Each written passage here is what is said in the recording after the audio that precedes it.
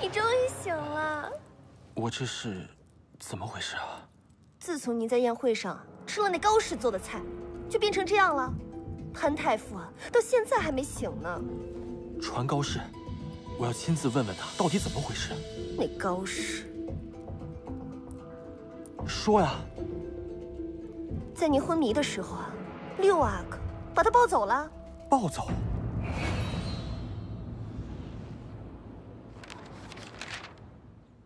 六阿哥回了吗？准备什么时候来跟我解释啊？六阿哥说他过不来，很忙。他说他正在帮您审问高氏是不是下毒者呢。怎么个审法？其实审法还挺特别的，一个做菜，一个吃菜。荒唐！莫不是在背着我做些别的？三哥，你这大病初愈，怎么还亲自来一趟？我迫不及待想知道案情的进展。这查案也得有个过程。三哥这么心急，是对我能力的不信任呢，还是放心不下高氏啊？你这哪是查案，又是做菜又是吃菜的，我看分明是在胡闹。跟我回府。三阿哥，妾身不能走。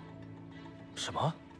全府上下都知道，六阿哥将妾身带走审查了，如今尚无结论。若三阿哥将妾身带回府，岂不被人说成是干扰审查、包庇嫌犯了？妾身也希望六阿哥审查完，还妾身一个清白。我灵红的女人，清白岂用他人言？哎呀，三哥，此别人非彼别人，是六弟嘛，本就想在三哥府上查来着，这不是怕打扰三哥和太傅休息吗？我再给你1天时间，别让我知道你有别的企图，也别让我知道你和这件事情有关。佩服佩服呀，能让三哥对我红脸的人，你是第一个。好一招借力使力，欲擒故纵。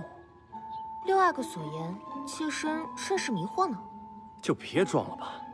自从发现太傅出事，你便知难逃佳期魔爪，于是暗派侍女上我府上传信，你知我定会前来护你。待我将你救回府里，你却不着急走了。目的呀，就是想看三哥会不会为你担心。六阿哥果真聪明，若不把这心思全部都用在撩妹上，肯定能成就一番大业。哎，我就想不通了，你这么处心积虑的想赢得三哥的心，是为了爱情啊，还是别的呀？欲知后事，六阿哥得先帮我把这关过了呀。这证据肯定都被佳期销毁了。三阿哥看起来也是真的没有耐心了。那你怎么就知道我帮得了你呢？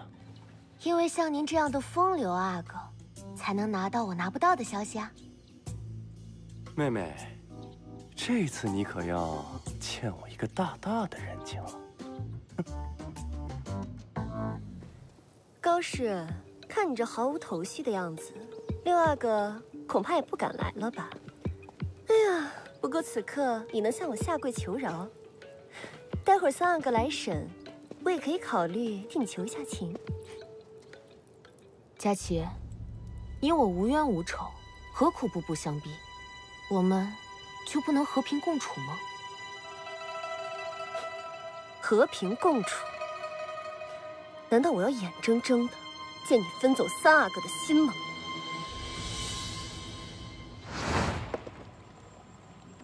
李红，那个，我中午多做了一份饭，要不我们一起吃？谢谢啊，我中午约了人去外面吃。约了人？走吧，我东西都收拾好了。这么快啊？我还刚给你打了咖啡。哎呀，你做什么咖啡呢？我不是早就跟你说了吗？我今天要早点走的呀。那你等我去一下工位。总算知道你为什么这么针对我了。既然你不肯合作，就别怪我不留情面了。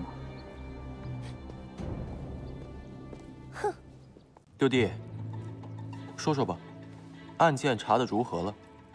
这宴席上的菜品呢，确实有毒，但这下毒者呢，并非高士。接着说呀。我也是没想到啊，那下毒的就是三哥的侧福晋。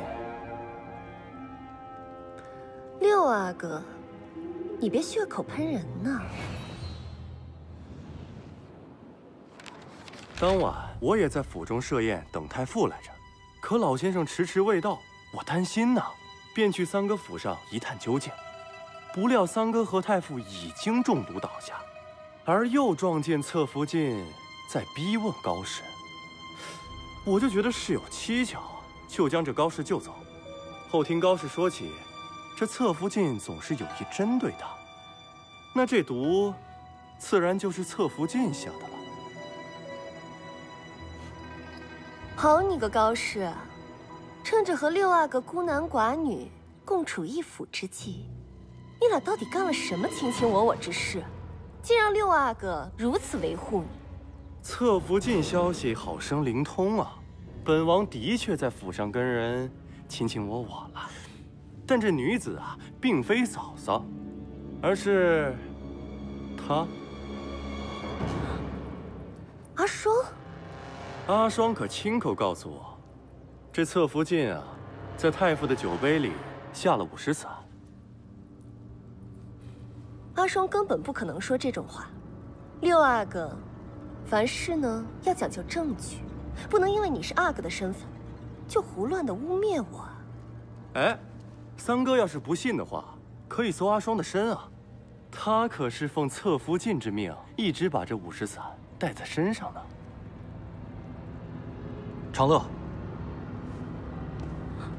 你是自己拿出来，还是我搜身呢？我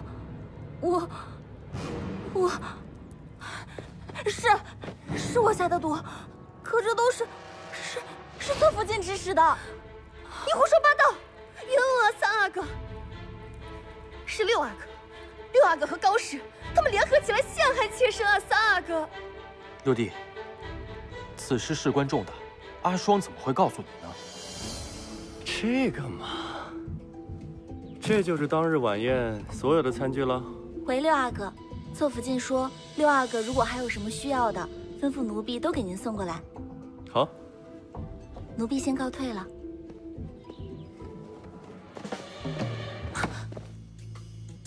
六阿哥，这是做什么？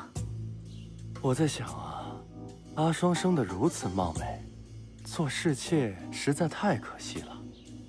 本王府上正缺一个侧福晋，不知道你可有兴趣啊？六阿哥，这是在跟奴婢开玩笑呢吧？本王可是一片真心呐。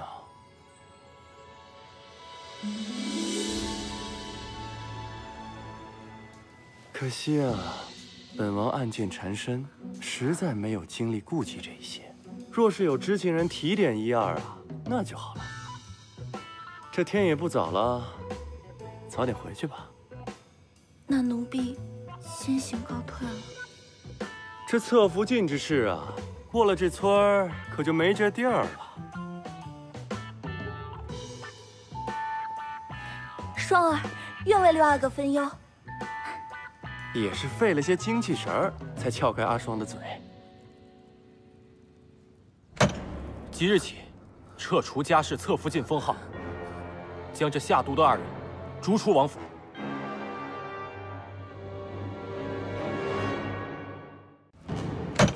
即日起，撤除家世侧福晋封号，将这下毒的二人逐出王府。三阿哥，妾身真的是被冤枉的。三阿哥，妾身真的是被冤枉的。来人，带下去。是。三阿哥，三阿哥，妾身知道错了，我知道错了。三阿哥，高氏，你卑鄙无耻下流！别以为今日赶走了我，你就可以高枕无忧，不用我也会有人替我收拾你的。六阿哥，救救我！六阿哥，六阿哥，你答应我的。六阿哥，六阿哥，你答应我的，你忘了你说的了吗？流氓，个流氓王八蛋！哎呀，三哥，你看，因为你们府上这点破事儿，又让我欠下风流债了，你怎么补偿我呀？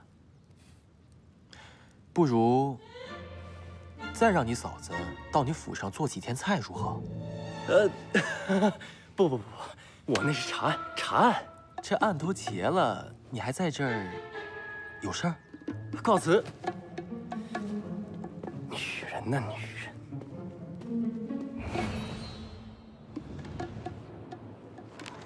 这次多亏了高氏尽心照顾，为师才得以快速痊愈。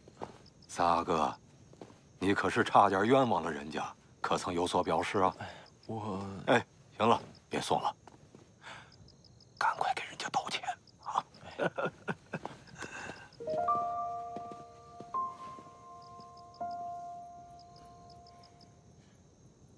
月儿，我那个，算了，不说了，你不都懂的吗？妾身不懂呀，三阿哥你说，我听着呢。我头有点晕。三阿哥，就道个歉，你不至于吧？别装了。三阿哥，你不会是真的不舒服吧？你别吓我了。长乐，长乐，来人！我这是又怎么了？三阿哥身体刚好，这几天又过度劳累，就倒下了。你醒了，妾身也就放心了。好好休息。哎，等一下。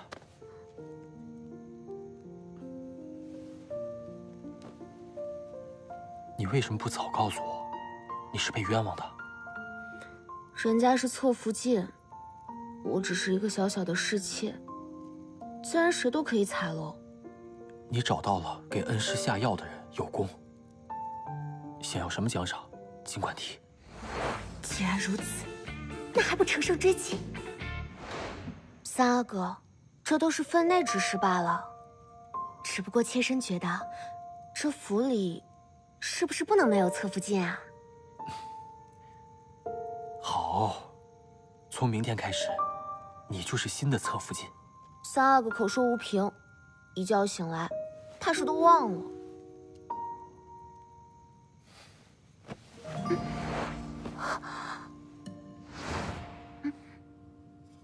这怎么弄不出来啊？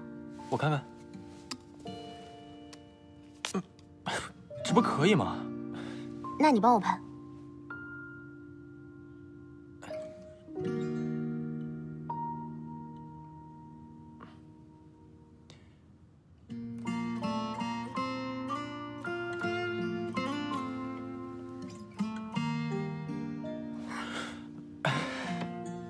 你干嘛？这样就忘不了了吧？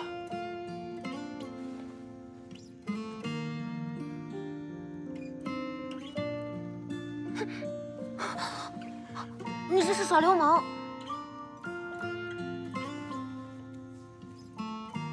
我只是做了王爷和侧福晋该做的事情。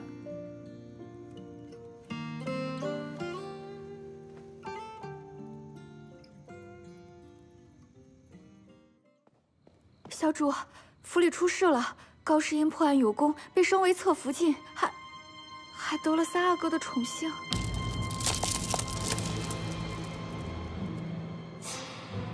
知道了，那接下来，本该佳琪吃的苦，就让高氏翻倍品尝吧。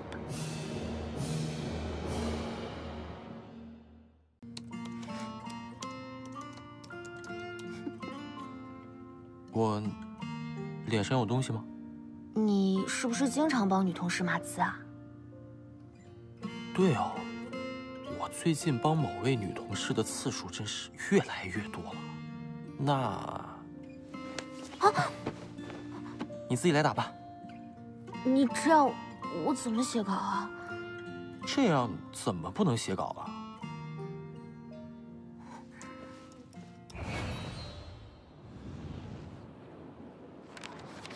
恭喜小主。不对，现在该叫侧福晋了。没想到现实中还没谈的恋爱，竟然在剧本里谈起来了，感觉还挺不错呢。芝兰，你觉得我跟三阿哥配不配？配，绝配！现在啊，府里没有别人了，三阿哥独宠您一人，以后啊，再不用怕别人欺负您了。走了一个，不代表不会来别的。那谁会比侧福晋更优秀啊？我得趁着宝贵的时间，巩固战果了。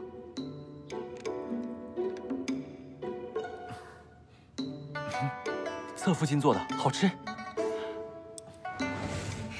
侧福晋沏的好喝，侧福晋按的好舒服啊。月儿啊，你真棒。三阿哥喜欢就好。明日我想教你射箭。射箭，手脚与肩宽，侧身面向拔，前途对拔弦，拔弦。拉弦什么来着？拉弦心要稳。拉弦心要稳，心要稳。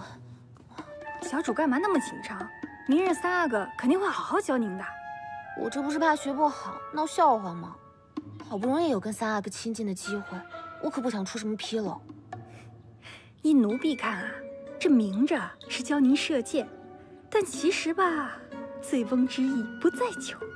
芝兰，你对这些事情有点懂啊。旁观者清嘛。我去打扫，我去打扫。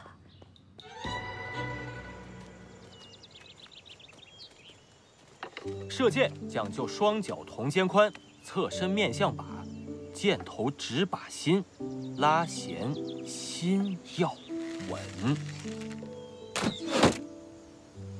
月儿，你看我这箭射得如何？侧身面向靶，下一句啥来着？口诀是死的，技法是活的。来，我来帮你。箭头直靶心。喂，认真一点。拉弦心要稳。喂，往哪儿瞄呢？来，高一点，再高一点。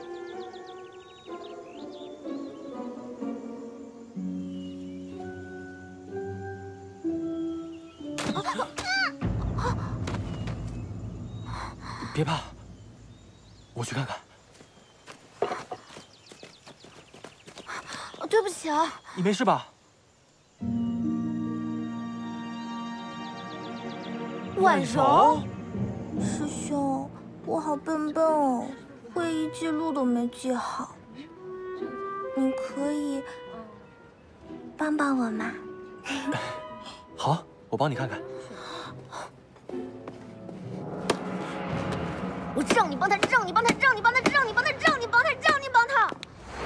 哟，这就是传说中何大制片的白月光啊！这个婉柔可是何制片的小师妹，也是何制片介绍来公司当实习生的。都说得不到的是最好的，男人遇到这种白月光的请求，自然会无条件的答应。我倒是要去会会这个白月光。你干嘛？你是不是要过去把人电脑砸了？怎么知道？大部分女生遇到这种白月光，通常会压抑不住体内洪荒的怒火，我称之为见不得白月光病。鼠喵，你竟然把我最讨厌的欧阳婉柔给写进来了，简直就是在恶心我！额娘，您不能怪她，这真的是个意外，谁能想到婉柔妹妹突然出现在了围场？是本宫让她找你学的射箭，现遭此大劫。难道要本宫说是你射的吗？可那箭只是擦破了衣服，连太医都说了，一点皮外伤都没有的。精神上受到的伤就不叫伤了吗？不行，这不是侧福晋的错，您不能责怪他。侧福晋，高氏是你的侍妾，本宫知道。什么时候变成侧福晋了？儿臣正打算跟您说呢。这高氏还真有一套啊，悄悄上位。还让你跑到本宫面前来求情，当真是欠罚。额娘，大可不必吧？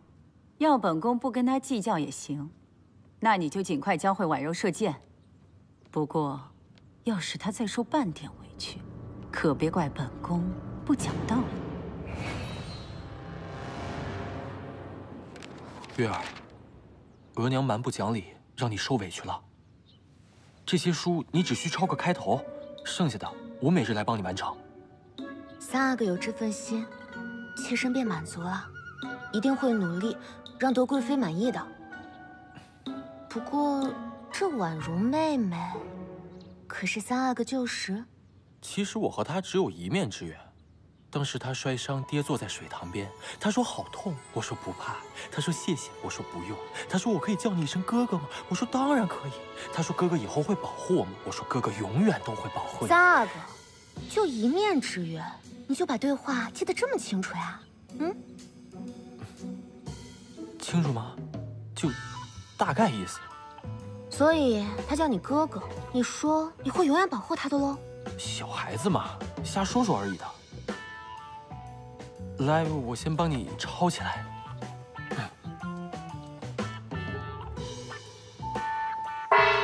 虚实到。虚实到了，正好抄完，我该回去了。你这是干什么？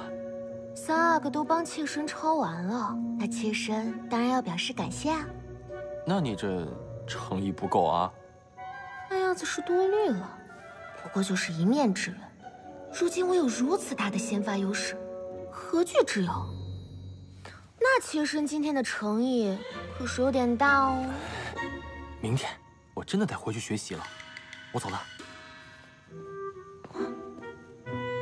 学习？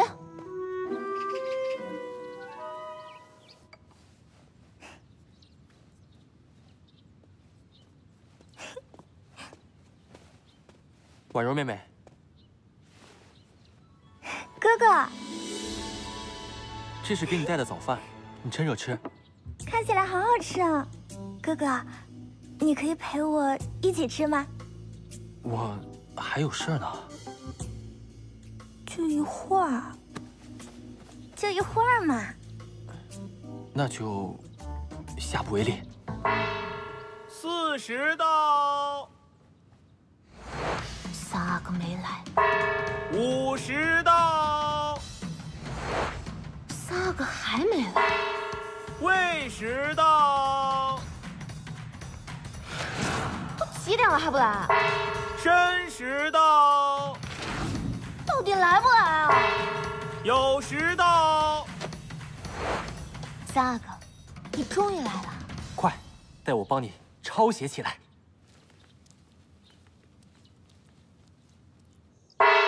戌时到。戌时到了，我该回去学习了。三阿哥才刚来就要走了吗？刚来，我来了好一会儿了呀。这是您今天帮妾身抄的部分，2张，是不是有点少了呀？怎么才抄了这么点儿？不应该啊。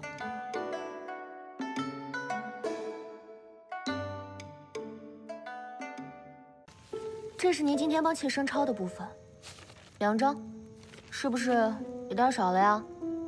怎么才抄了这么点儿？不应该啊！因为三阿哥每天雷打不动，会在戌时天黑时回去读书，白天你要去看望婉柔妹妹，然后再来帮妾身抄书。你看望婉柔妹妹的时间越长，帮妾身抄书的时间就越短。你不觉得你看望婉柔妹妹的时间越来越长了吗？没有啊。 我每天早上辰时给婉柔妹妹送个早饭，看看她恢复的情况，然后就来找你了呀。第1天的确是看望了1下，然后就变成了2下、3下，好几下。三阿哥今天来时已经是酉时了，自然抄不了几个字了。怎么会这样啊？时间都去哪儿了？三阿哥装无辜的技术还真是炉火纯青啊！月儿莫要着急，此事蹊跷，带我回去捋捋，定给你一个合理的解释。 我倒要看看你给我什么合理的解释。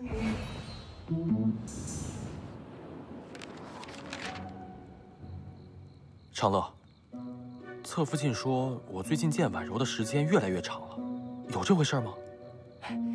时间乃虚幻之物，多了少了，我也说不清的。说实话，肉眼可见的总长啊。那你为什么不提醒我？我三阿哥，40了，你要不要？哥哥还没吃好呢。什么？我即是那般吃相？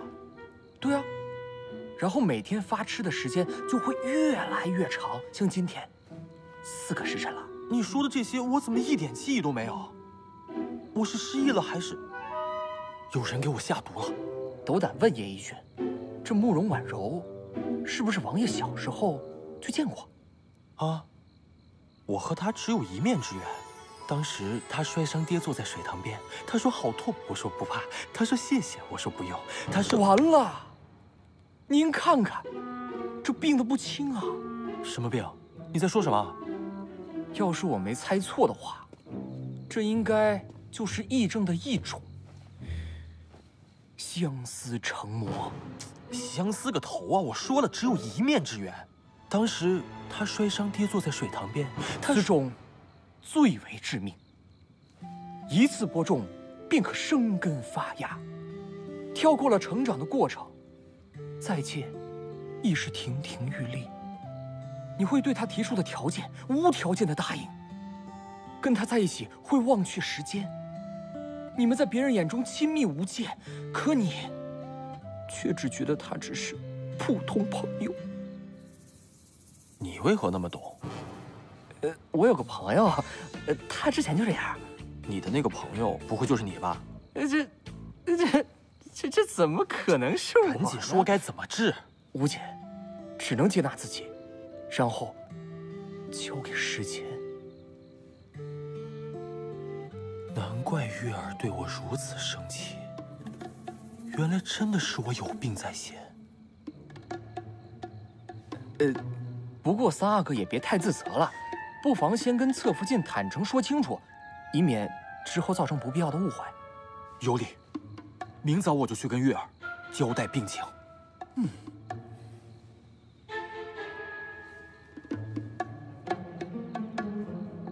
月儿，这是送给你的，你在里面真好看。说正事，找我干嘛？我终于弄明白了，其实我得的是癔症的一种，因为小时候和婉柔妹妹有过一面之缘，所以导致和她在一起的时候才会忘掉时间。三阿哥的意思是，这跟你没关系，都怪这癔症，对吗？对，都怪此病。那就是说，你不打算改喽？此病难治，只能接纳自己，然后交给时间。三阿哥，您真是第一个把渣男诠释得如此清新脱俗的人。我知道你生气，但我会自省，会努力。如果你有别的办法，也尽可告诉我。好啊，三阿哥，那明天就让我去照顾他，妾身这辈子专治癔症。月儿。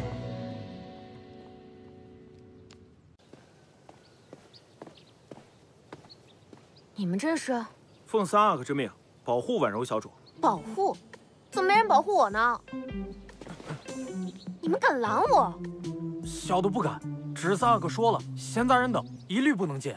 连我也是闲杂人等啊！让开！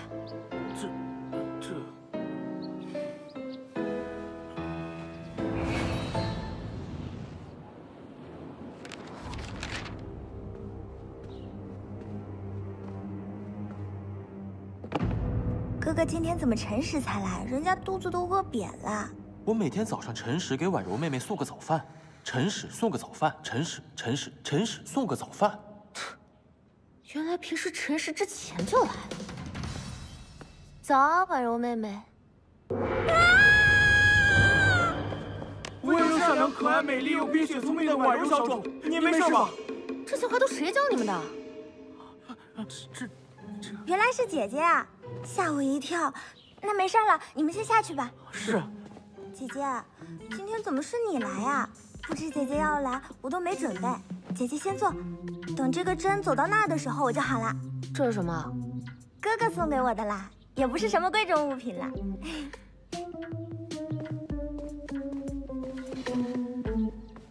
连我都没见过的东西，竟然给了他！竟然让我等了这么久，他到底去干嘛了？姐姐，我好啦。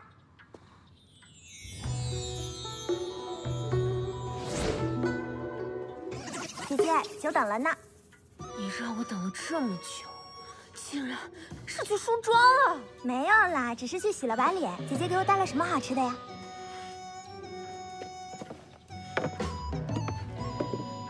早餐？就这个？妹妹要是矫情的连馒头都吃不了的话，我看也是不用学射箭了。只要能跟着哥哥学射箭，妹妹什么苦都能吃呢。这么精致的馒头，竟然说是吃苦。温柔善良、可爱美丽又冰雪聪明的婉柔小主，你没事吧？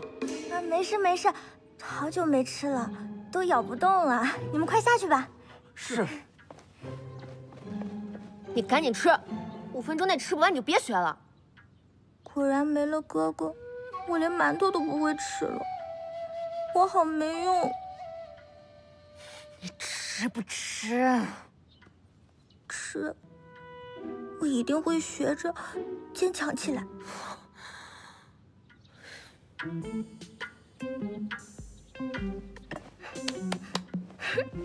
姐姐，我吃饱了，我们走吧。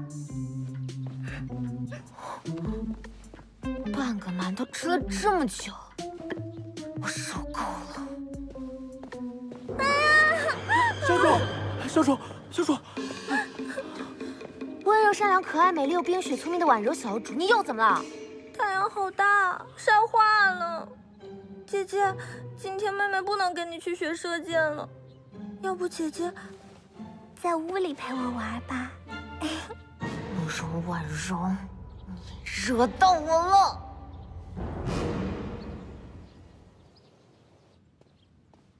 小主，您这是？我在给那个见多识广的婉柔妹妹准备早餐啊。我来帮你。这送个菜，还要拿这个？好久没用了，拿出来瞧瞧。那这个是调味的？这是谁放在我食盒里的？那这个是干嘛用的？这都谁干的？我可不知道啊。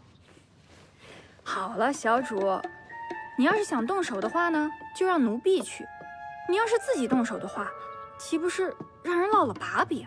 赶走白月光，启用别人吧。他今天要是再敢惹我的话，我就叫他重新做人。什么白月光？白月光是什么？你先别急呀，妹妹，你先把东西放下来，听哥哥的，哥哥自会帮你做主的。你把东西放下，听哥哥。哟，3阿哥挺早呀，怎么又发病了呗？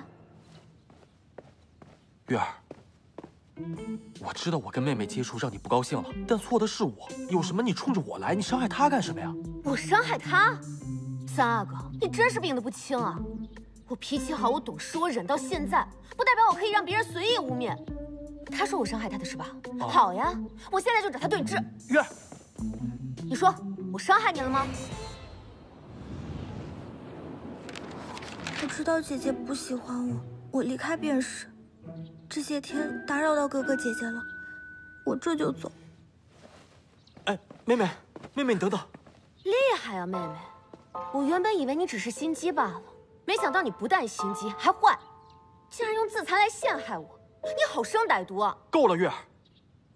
吓人就是你的不对，吓了人还说人是自残，更是错上加错。3阿哥，你偏袒的也太明显了吧！我什么时候吓他了？来人！参见3阿哥和温柔善良、可爱美丽又冰雪聪明的婉柔小主。你们说，到底怎么回事？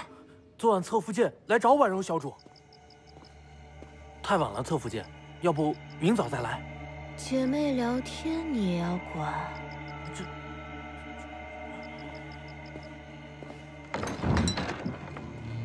小的想，侧福剑也不至于做什么吧，就放行了。谁知，小主，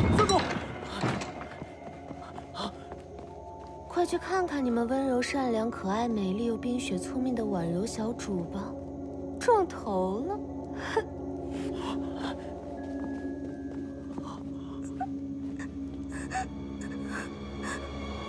你胡说八道！我明白了，你们早就串通好了。三阿哥，我昨天一直在寝殿里没有出来过，不信你可以问芝兰。这……你既然相信这种无中生有的事，那我也无话可说。月儿，滚开！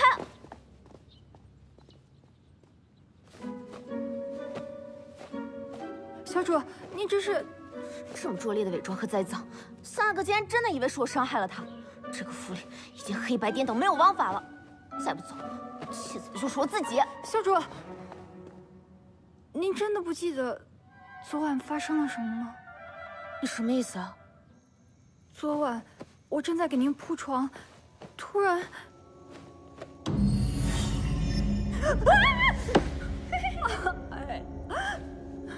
连你都被吓到，那不是可以吓死他了？你在说什么呀？我怎么一点都不记得了？是我失忆了吗？还是我梦游了？小主，你没发现吗？每次你一见到那婉柔的时候，你就会，有的时候还会，要不是奴婢拦着，那后果不堪设想。我这是怎么了？要是奴婢没猜错的话，这就是癔症的一种。什么癔症？当你遇到了一个女孩，如果她总是哥哥哥哥，或者是哼，我会坚强起来的。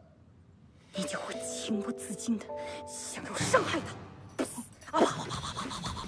我称之为见不得白月光病。难道我真的得了见不得白月光病了吗？你怎么这么懂？我有个朋友之前就这样。那个朋友不会就是你自己吧？那怎么可能呢？当然不是我了。说吧，这病怎么治？无解，只能接纳自己，然后交给时间。那没时间怎么办啊？那就向三阿哥坦白，以免产生更多不必要的误会。我这癔症连我自己都不信，三阿哥能信吗？那三阿哥不是也有癔症吗？小机灵鬼。月儿，一马归一马，深夜扮鬼吓人还不承认，这就是你的错。虽然你有错在先，但其实只要亡羊补牢，也还来得及，不是？错不错再说吧。婉柔妹妹是母妃介绍过来的人，你好歹去道个歉，让我好交代，不是？我道歉。三阿哥，你怎么来了？我是来……懂，我懂。其实，都怪我的癔症，让我太在意婉柔妹妹了，才会让你受了委屈在先，做出这样打击报复的事情来。其实，妾身也有治不好的癔症，才会做出昨晚那样伤害婉柔妹妹的事，而不自知。竟然，同是天涯有病人。三阿哥，你可以原谅我吗？当然了，其实，我也应该像你。不对，这样一来，府里最危险的岂不是婉柔妹妹？贱人！我现在就去把她弄死！不许去！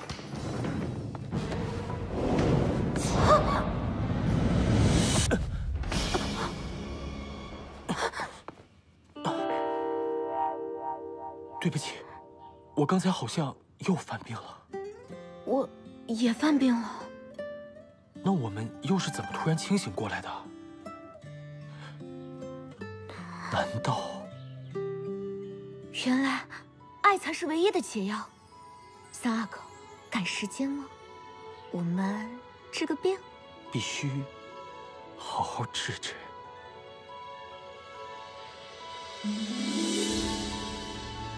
德贵妃到。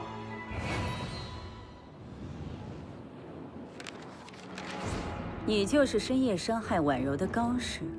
是。小桂子，且慢。事出有因，额娘切不可武断专行啊！我不管你是什么爷，既然下了本宫的人，就应当受罚。小桂子，本王的女人，你弄不得。奴才罪该万死。三阿哥，你这是要反了？一个侍妾，本宫如何弄不得？她不是侍妾，她是儿臣的侧福晋。侧福晋可不是你想封就能封的，没有皇上和本宫的认可，她什么都不是。她若什么都不是，那她肚里的孩子呢？什么？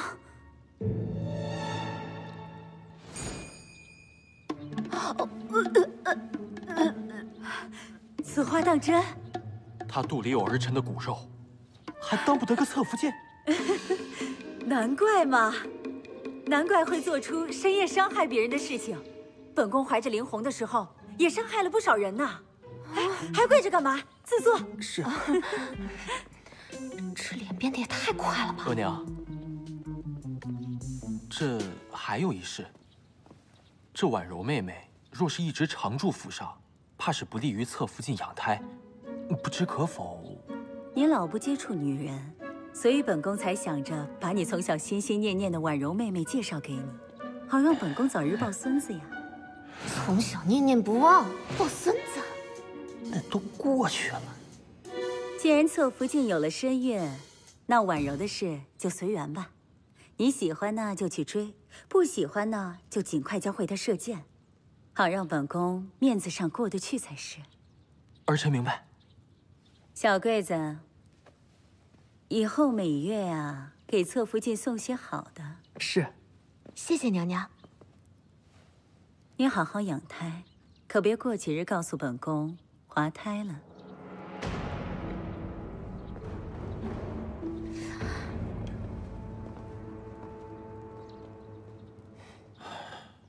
三阿哥，我这肚子里的孩子，你打算从哪儿变出来呢？